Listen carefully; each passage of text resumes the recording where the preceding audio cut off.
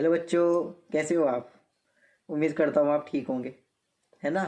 तो आज हम पढ़ेंगे जो फ्रेंच रिवॉल्यूशन है वो हुआ क्यों था, मतलब उसके कॉजेस क्या है। ठीक है।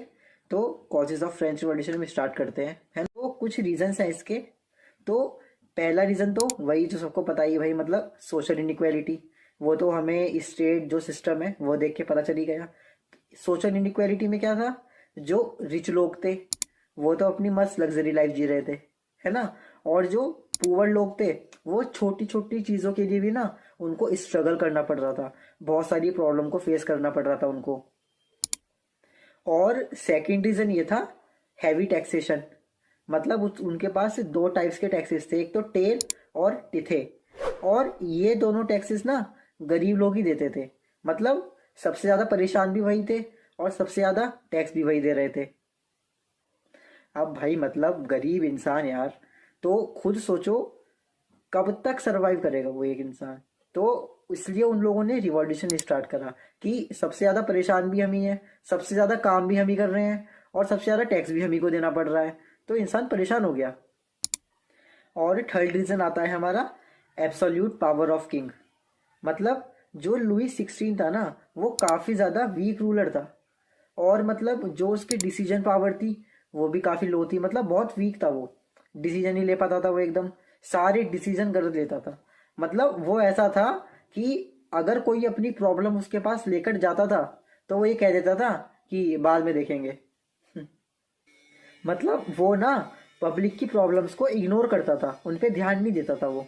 तो ऐसे राजा को कौन ही पसंद करेगा। और जो हमारा फोर्थ कॉज आता है वो है रोल ऑफ फिलोसोफर्स। मतलब देखो तीन फिलोसोफर्स थे, है ना। एक तो जॉन लॉक, रूसियो और मॉन्टेस्क्यू। जो जॉन लॉक थे उन्होंने हमें पीपल के राइट्स के बारे में बताया। और जो रूसियो थे उन्होंने हमें इक्वेलिटी के बारे में बताया। और जो मॉन्टेस्क्यू थे उन्होंने हमें पावर का डिवीजन बताया। इन्होंने मतलब ना लोगों को समझा दिया था कि जो पावर है ना वो सिर्फ एक इंसान के पास नहीं होनी चाहिए।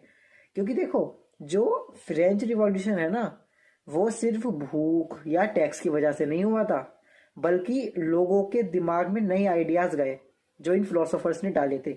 मतलब फिलोसोफर्स ने बोला कि जो राजा है वो भगवान नहीं होता। ठीक है। क्योंकि देखो लोगों के भी अपने अपने राइट्स होते हैं। तो राजा के पास पावर होती है, अच्छी बात है, लेकिन उन पावर्स की कोई ना कोई लिमिट भी होनी चाहिए। ठीक है। और बाकी अब हम इनकी डिटेल में जानते हैं कि इन्होंने असल में क्या करा था। तो देखो पहले हम बात करते हैं जॉन लॉके की। ठीक है। जो जॉन लॉके थे उनका आइडिया ये था कि जो हर इंसान के जो नेचुरल राइट्स होते हैं, जैसे लाइफ, लिबर्टी, प्रॉपर्टी, है ना।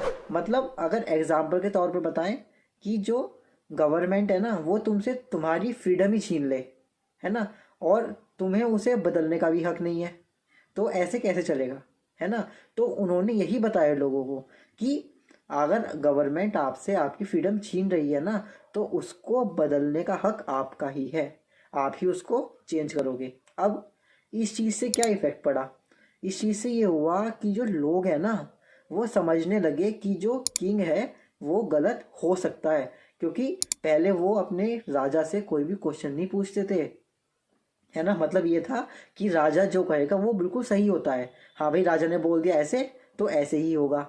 तो वो अपने राजा को कभी गलत नहीं समझते थे, है ना। अब हम सेकंड फिलोसोफर की बात करते हैं। सेकंड फिलोसोफर कौन, रूसियो।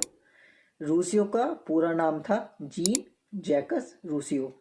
अब इनका आइडिया ये था कि जो सब बराबर पैदा होते हैं लोग, है ना। मतलब जो गवर्नमेंट है, गवर्नमेंट को लोगों की विल फॉलो करनी चाहिए, है ना। मतलब जैसे एक एग्जांपल लेते हैं कि जो स्कूल का रूल है वो ऐसा हो जो सिर्फ टीचर्स के लिए ही नहीं बल्कि स्टूडेंट्स के लिए भी फायदे हों, स्टूडेंट्स को भी उसका फायदा मिलना चाहिए। ठीक है। मतलब अब देखो उनके रूल कैसे थे, अगर आपने स्टेट सिस्टम आपको पता हो, ठीक है ना, उनके रूल कैसे थे कि जो लोअर मिडिल क्लास है या मतलब जो थर्ड स्टेट है वही टैक्स पे कर रही थी, है ना। तो मतलब जो अपर क्लासेस हैं वो तो ठीक है, और जो लोअर क्लास है उसका क्या बेनिफिट हो रहा है, उसका तो कोई बेनिफिट नहीं हो रहा, है ना।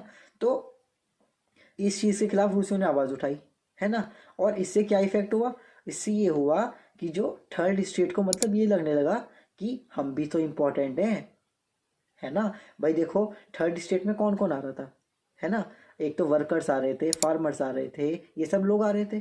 तो उनको लगा कि यार हम भी तो इम्पोर्टेंट हैं, हम तो सारा काम कर रहे हैं, तो हमें भी अपनी आवाज़ उठानी चाहिए। तो इससे क्या हुआ, उन्होंने भी अपनी आवाज़ को उठाना स्टार्ट कर दिया।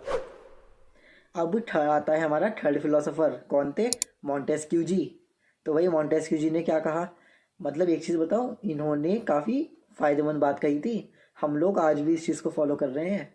ठीक है, इनका आइडिया ये था कि जो पावर है ना वो किसी एक हाथ में नहीं होनी चाहिए, है ना। अगर वो एक हाथ में होती है ना तो उसका मिसयूज हो जाता है। मतलब क्या, उन्होंने बोला कि जो पावर है ना वो अलग अलग लोगों में बांट दो। मतलब 3 टाइप के पावर बोले उन्होंने, जैसे कि जो लॉ बनाना है वो लेजिस्लेचर को दे दो, ठीक है। अगर लॉ को लागू करना है मतलब एग्जीक्यूट करना है तो वो एग्जीक्यूटिव को दे दो। और जो जस्टिस है मतलब अगर कोई फैसला लेना है तो वो जुडिशरी के हाथ में दो, है ना। मतलब सिंपल एग्जांपल, अगर स्कूल का मॉनिटर ही रूल बनाए और मॉनिटर ही पनिशमेंट दे तो स्टूडेंट सेफ रहेंगे, आप खुद सोचो, है ना।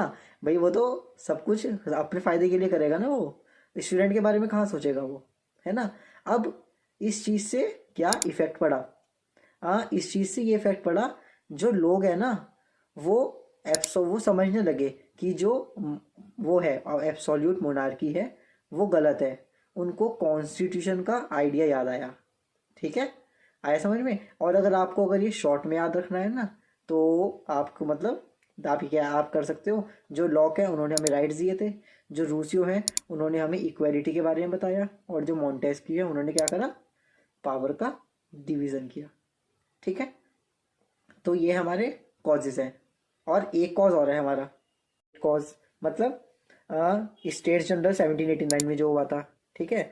इसमें क्या था कि जो हर स्टेट है, हर स्टेट को एक वोट मिलेगा, ठीक है। और जो थर्ड स्टेट ने वोटिंग के सिस्टम का जब उन्होंने विरोध किया, ठीक है ना, तो वो क्या लेकर आ गए, टेनिस कोर्ट ओथ लेकर आ गए। मतलब क्या कि जब तक कॉन्स्टिट्यूशन नहीं बनेगा हम अलग।